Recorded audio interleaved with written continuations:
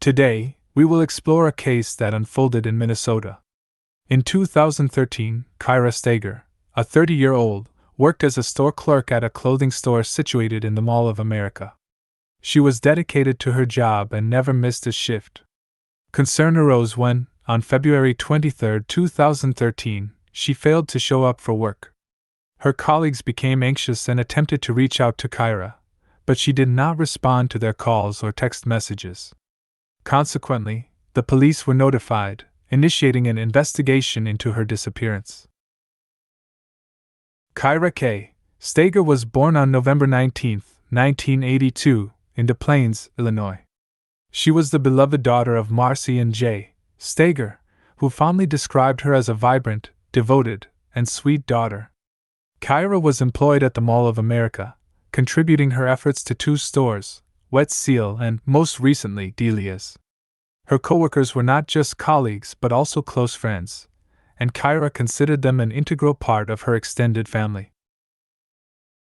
Kyra possessed a distinctive ability to recognize people's strengths, even those they weren't aware of themselves. She envisioned a promising and serene future, filled with bright prospects. Unfortunately, all her aspirations were abruptly shattered when Kyra mysteriously disappeared. On Thursday, February 21, 2013, Kyra had a scheduled shift at work. Colleagues noted her positive demeanor and learned of her plans to dine at a nice restaurant with her husband after the store closed.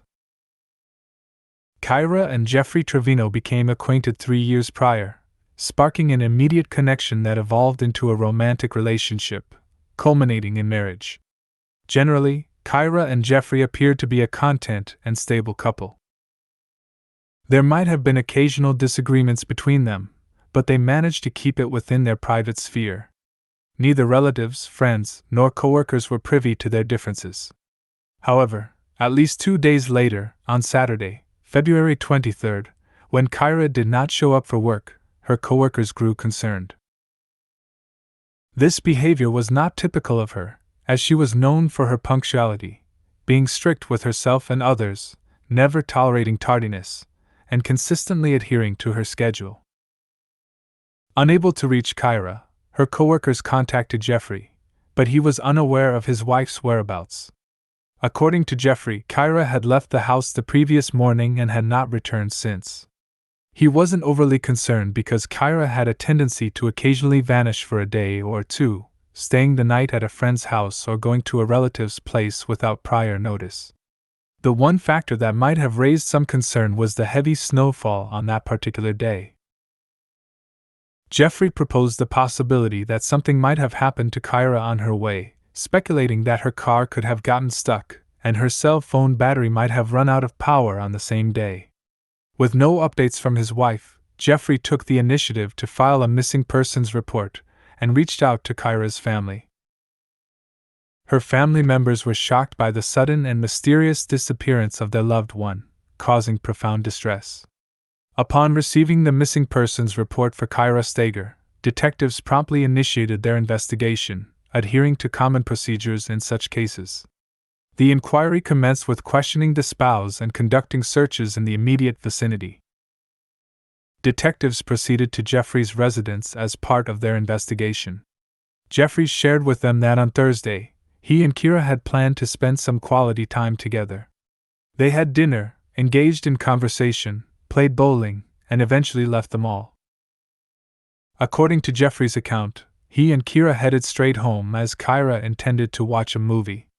Jeffrey also informed detectives that his wife left their house the next day, a Friday, around 8:30 a.m., as there was a work-related event requiring her mandatory presence.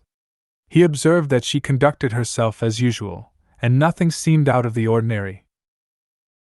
Jeffrey perceived it as routine for Kyra to occasionally disappear, even though he remained unaware of her whereabouts or the company she kept. According to Jeffrey, their relationship had faced challenges for a few months, but he didn't consider it overly serious or alarming. He viewed these issues as typical minor arguments that occur in all families. When the detective inquired about Kyra possibly staying with someone else or having a lover, Jeffrey dismissed the suggestion. He had personally questioned Kyra about this and received a negative response. Jeffrey emphasized his love and trust in his wife. The detectives relayed all the information gathered about Kyra and her car to the on-duty patrols. They also visited the Mall of America to verify Jeffrey's statements and potentially discover additional clues. The Mall of America stands as one of the largest shopping malls globally. Situated in Bloomington, the mall boasts 520 stores, theme parks, an oceanarium, movie theaters, a golf course, and much more. Given its extensive features, it's not surprising that the mall is equipped with numerous security cameras. To determine the details of Kyra's departure from work on February 21st, the detectives focused on that specific moment. The footage revealed nothing unusual. Jeffrey's description was accurate.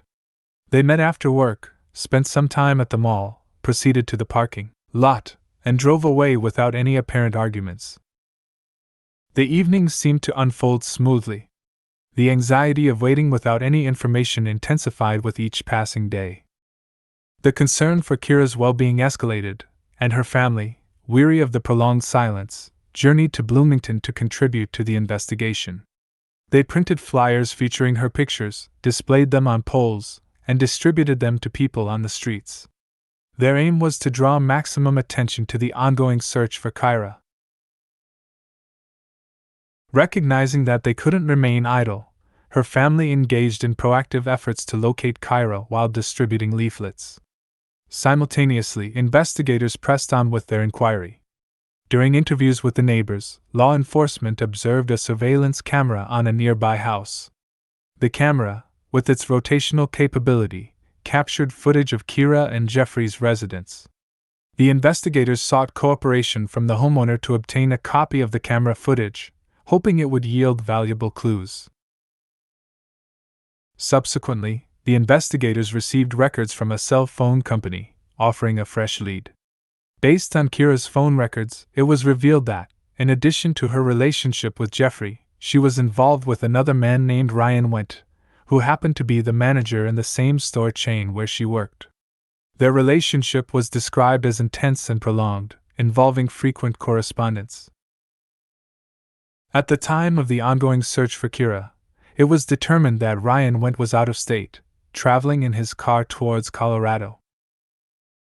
This individual became crucial to the investigation due to not only his romantic involvement with Kyra but also the fact that he relocated out of state around the same time she went missing. Whether it was a mere coincidence, or if there was more to his departure remained a question that investigators needed to unravel. Regardless, the detectives successfully contacted Ryan, who agreed to cooperate and appear for questioning in Colorado, where he faced numerous inquiries.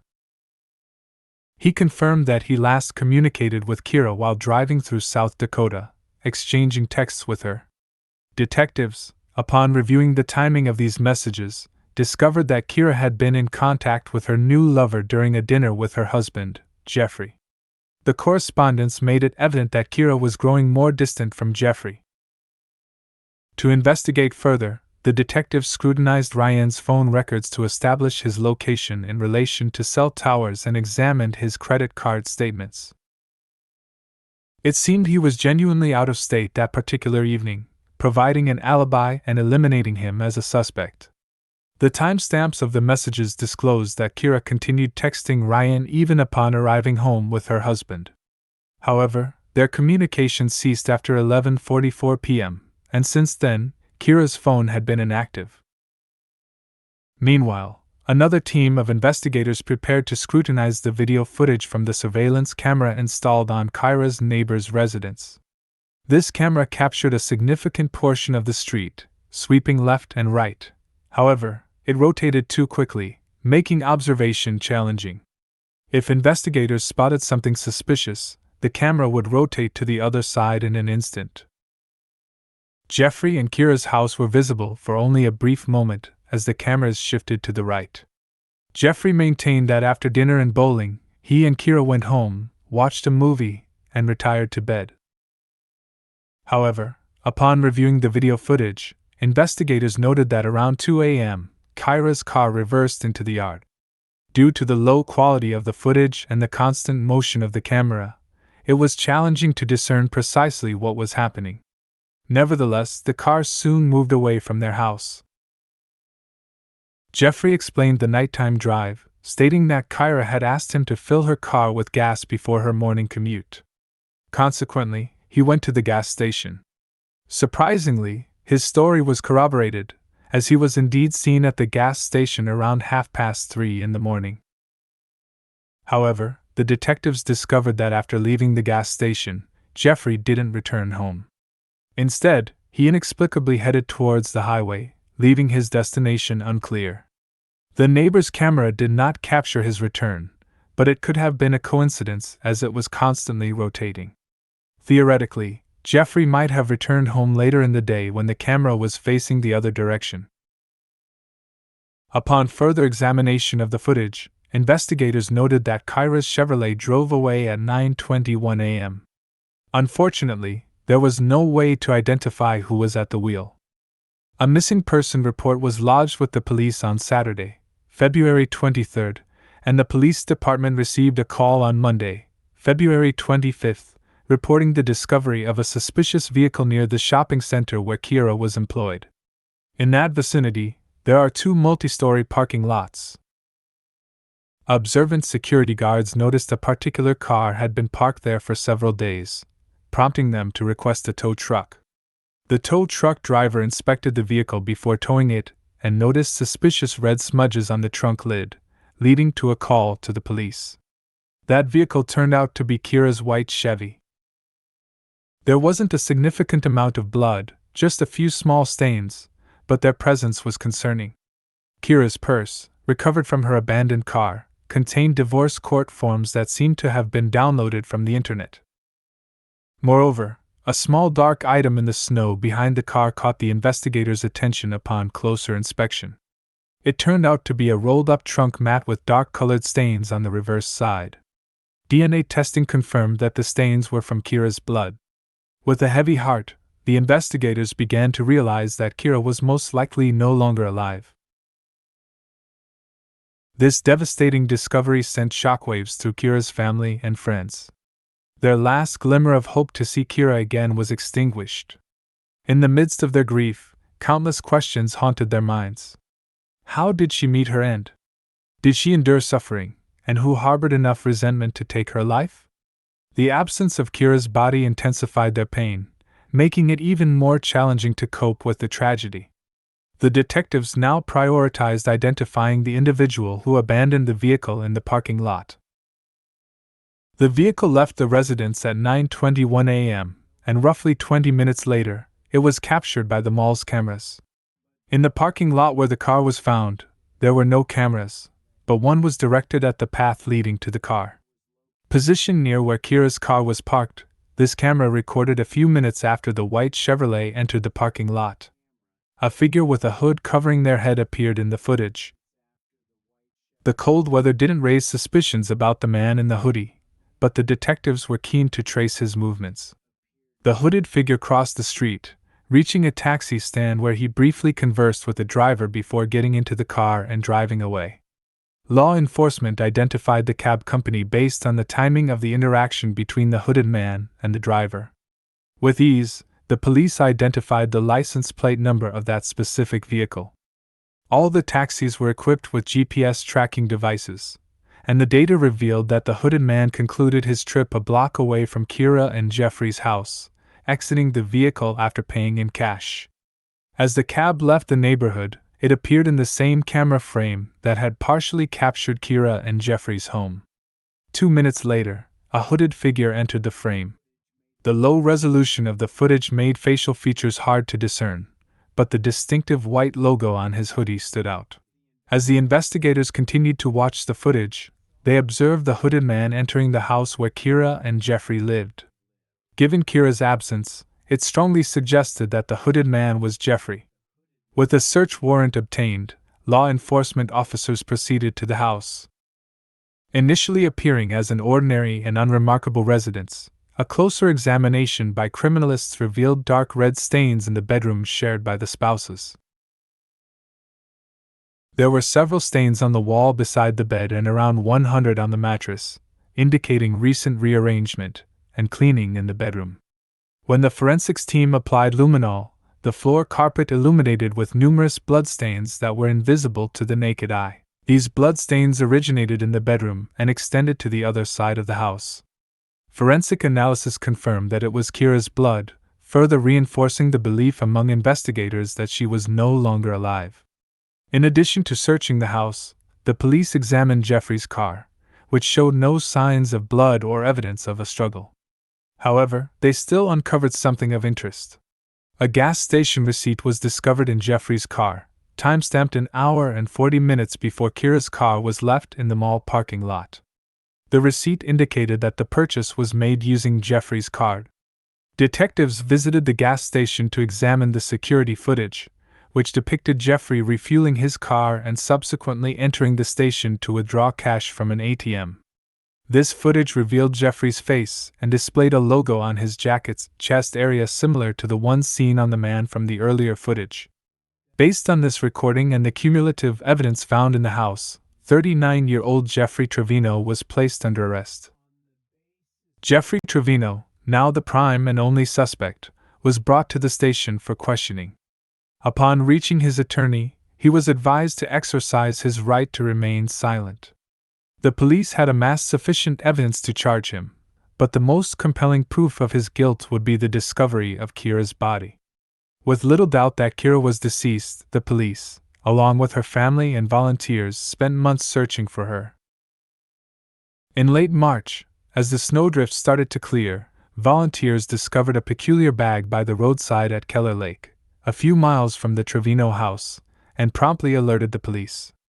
The bag contained a bloody pillow, a shirt, and an abroad item. The forensics team linked the discovery to Kyra as her DNA was detected on the items. Despite the lake still being encrusted with ice, hindering the search, divers surveyed the water body, yet no remains were found.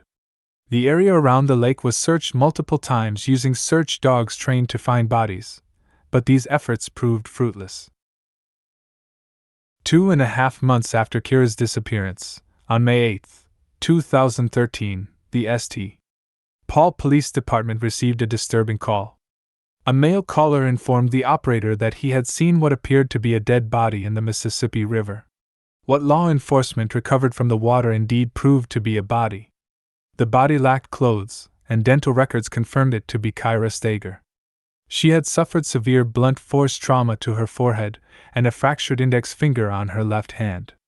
Due to the advanced state of decomposition, the medical examiners were unable to determine an exact cause of death.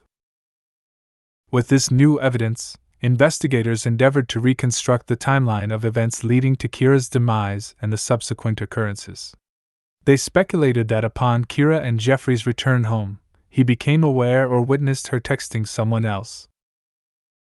Kyra was unwilling to disclose the correspondence to her husband, leading him to forcefully snatch her phone and break her finger. After discovering the romantic messages, Jeffrey became even more enraged. In a fit of anger, he took her life and attempted to conceal evidence of the crime. Using her car, he drove to the house, placed the body in the trunk, then visited a gas station before proceeding to the river to dispose of the remains. Subsequently, he returned home, discarding the bag containing Kyra's pillow and clothes along the way. The next morning, he visited a gas station and withdrew cash from an ATM. Jeffrey was aware that after leaving Kyra's car in the mall's parking lot, he would need to pay for a cab, and it was better to do so in cash. After disposing of Kyra's car, Jeffrey returned home and spent the rest of the day cleaning the house. Through his deceptive actions, Jeffrey aimed to create the impression that Kyra had driven away in her car by herself that morning and was perfectly fine. However, his plan failed thanks to surveillance cameras. In October 2013, a jury found 39-year-old Jeffrey Trevino guilty, aligning with the defense's argument that his actions were not premeditated and resulted from a heated and sudden argument. Before the judge delivered the sentence, family members of Kyra made their statements. "This monster is a calculated criminal," said Carrie, Kyra's sister, and Steger, Kyra's sister, highlighting the severity of Jeffrey's actions. He deserves no mercy, Kyra's mother Marcy declared, emphasizing that Trevino had shown her daughter no mercy. He dumped my daughter like a piece of trash into the nation's most polluted body of water, she expressed. Jay, her father, added that no matter the punishment, it would never compensate for the pain Trevino inflicted on their family. No matter how much time you give Mr. Trevino, it's not enough. Never enough, he asserted. In November 2013, Jeffrey Trevino received a 27-and-a-half-year prison sentence, becoming eligible for parole in 2031.